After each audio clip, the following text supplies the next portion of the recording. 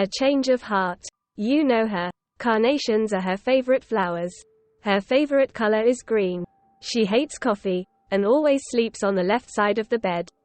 She reads Me Before You after every exam, eats pasta every Thursday and hates cooking. You know this. There's a scar just above her left eyebrow, an accident from when she was 10, and a tattoo in her right wrist that reads Smeraldo. You know this as well. For someone who always claims to be so bad with details, you know hers by heart. You know because you were the one who cooked her every meal, whose hand she held at the tattoo shop, and the one to give her tissues every time she read that book. You know because the right side of the bed was yours. You know all this and more because you were there. You have always been. From the moment she sat beside you in that anatomy lab 4 years ago, to the second she looked you right in the eyes, saying she needed space 3 years after. You know she loves you. Maybe not as much as you love her, but she does. You also know that up until last week, you were still waiting for a call that never came, a message you never received. You were still waiting for her. What you got instead was a fancy envelope delivered by mail.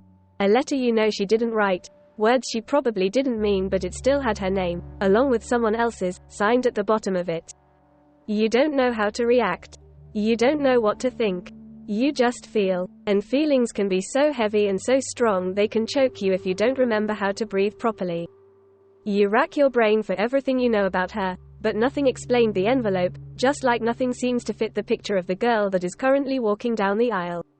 A majestic bridal gown, gardenias in one hand, the other holding onto a man you recognize as her father, and she walks.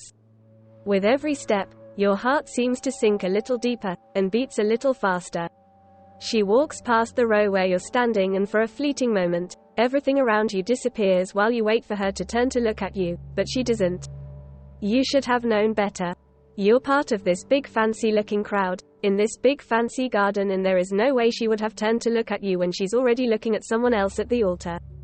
And so you wait. You wait for vows to be made, rings to be exchanged, and a love to be finally sealed with a kiss.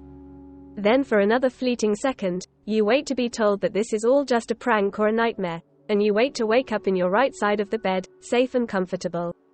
But it never happens. The ceremony goes on in a blur of flowers, drinks and pictures, and all along, you're trying to link all what you know to this.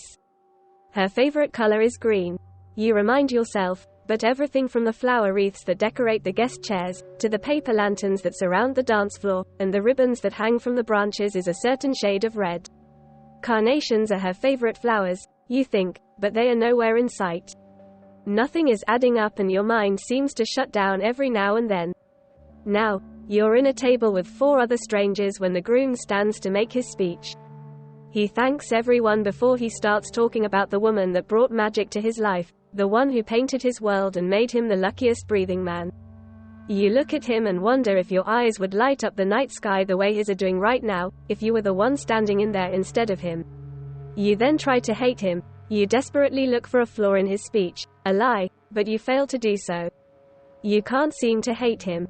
Not even when every word he says pierces right through your heart, and sheds lights to its darkest corners, reminding you that painfully enough, you related to all his words one day.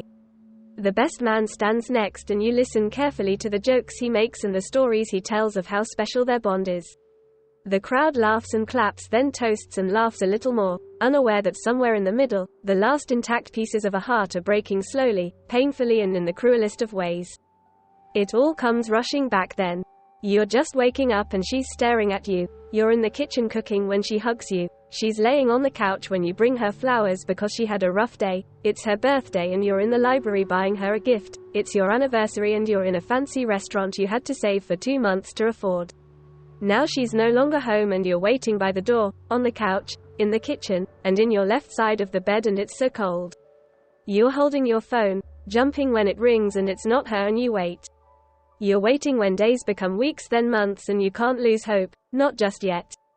She's in the middle of the dance floor now, holding him the way she once held you, looking at him the way she once looked at you, and suddenly, you forget how to breathe. Your feet are carrying you away before you even know it. They seem to know where the exit is, and you're thinking, you shouldn't be here. You should have thrown the invitation. You shouldn't have waited. No. You shouldn't have allowed her to take so much of you, because now you don't know what you'll be doing when you're not waiting. A distinct voice calls your name and you stop dead in your tracks. She's right there in front of you, saying, "God, it's been so long," and, "I'm so glad you made it," and, "How have you been?" But you can't answer because you're checking the two constant things you know she can never change. You look at her left eyebrow. You can't see the scar but you know it's there, then you look at her right wrist. Smeraldo. It's really her. She's waiting for you to reply and she's obviously feeling nervous. Thousands of words are pushing against your brain walls seeking release. Questions standing in an endless line, waiting to be asked and answered and you don't even know where to start. You take a deep needed breath then spell the words that push their way out first. What's your favorite flower? Your voice comes out unrecognizable and your heartbeats are drumming in your ears. She looks puzzled and it takes her a while before she finally answers. Roses. Why? It's happening again. You're feeling too much, but you can't let it show. Not yet. And what's your favorite color? It's cold and you wait for her to complain about how weird this all sounds but she doesn't. She's looking at you and there's something in her eyes you never saw before. Is it pity? Or is it sympathy? You can't seem to tell the difference. All you know is that, she never looked at you this way and you already hate it. Red. You don't wait for your voice to spell any more questions because it no longer matters.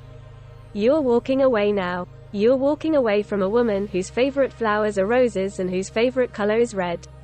You're walking away from a woman you don't know. Smeraldo. The tattoo in her skin means, the truth untold, and it all makes sense now. She has always been this way, a truth that was meant for someone else to find. That's what you keep telling yourself as you walk back to the comfort of your house and your bed, and for the first time in a year, you lock the front door and turn off the lights because you're no longer waiting.